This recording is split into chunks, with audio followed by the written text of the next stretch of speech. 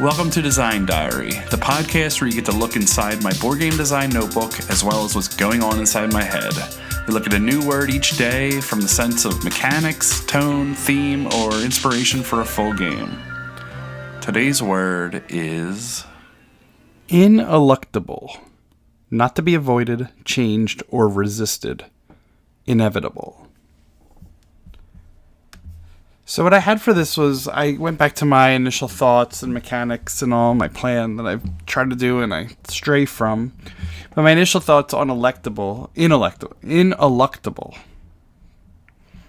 Players challenge each other by saying, here's what you are going to do, either on a turn or a round or by the end of the game. And I don't know, and I've touched on that where a player decides that for themselves.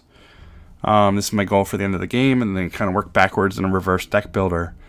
But thinking about more or less like small challenges, where the player has no choice how it ends, but along the way, they get to, it's entirely up to them. They get to make all the decisions on how they're going to get to that point.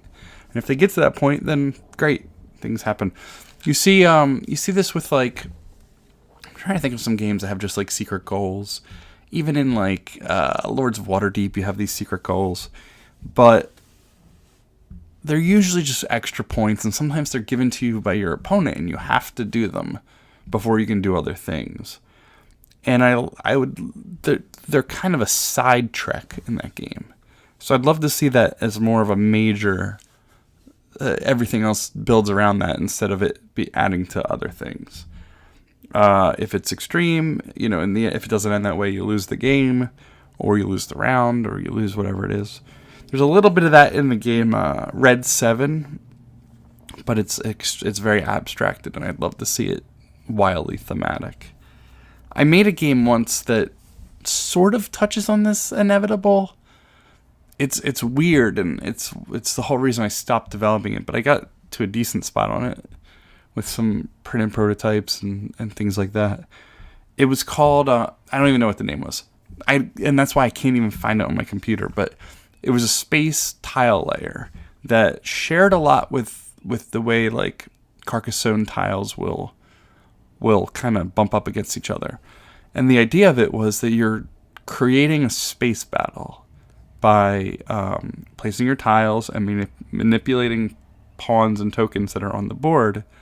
And what happens is, once it gets to a certain point at the end, you are going to stop, do some things, and score. And the idea is that the end of it is a snapshot of time of this space battle. And you're looking at it, and you see where the ships were, and you see who sort of who was in negotiations with other people by ships connecting and things like that. And it's just this really weird game that leads up to a snapshot in time showing a space battle. And then it ends right there, which is also really weird because you don't see the resolution of the battle. You just see this one piece of time. And I really like that from an artistic sense, but it's from a marketing sense or even just a comprehension sense. It's very, very much out there. But it does sort of relate to this word in a little bit. Like it's the inevitable ending that was going to happen. From a thematic sense, passage of time via aging is a really interesting theme.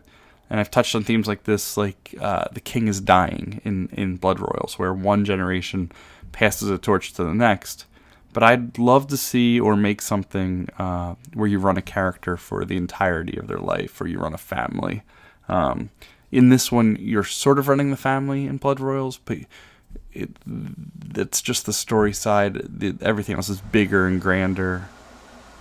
My air conditioner just turned on. I should turn that off. Okay, the air conditioner is off. That's inevitable. It's going to get hot in the summer. Or ineluctable. It is going to get hot in the summer. So, the heat is on. What I would call that game. So going back to my notes, I thought there's a lot of dark themes for this. Something like a meteor is crashing to Earth. A plane is on its way to crash, and Really, it's just the moments before. I mean, a meteor is crashing the Earth could be years. You could say it's coming in the year 2048. What do we start doing now? And it's sort of like that. One, to escape Earth. 2, to protect Earth. 3, to defeat the meteor. There's like all kinds of things that could lead up to that in a game that goes, year by year or decade by decade. And then it ends when the meteor hits, or it ends directly after the meteor hits. And you can even have a game where the meteor has hit Earth and what happens now, which we see a lot, like a post-apocalyptic theme, which is not necessarily ineluctable, but it's after the ineluctable. And I was trying to think of positive themes, like the grass growing or the waves crashing and things like that, but just from a gameplay sense, it was sort of struggling. So that's where I settled, and it makes me want to bring back that space game from before. It makes me want to create this, this family game of running through it. But if anything, it makes me realize that the most ineluctable thing of the day is that my kids are going to be home at 3 o'clock, and I have so much work to do after PAX. I am so far behind and you can probably hear it in my voice. I can feel it in my voice.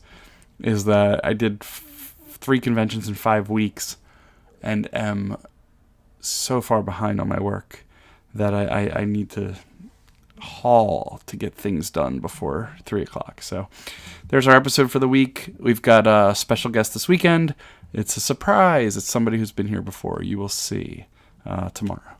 The last thing I didn't touch on was our starting player mechanic for the word ineluctable. And I think it's a hard one. I think these are all hard, and it was such a dumb challenge for me for this week.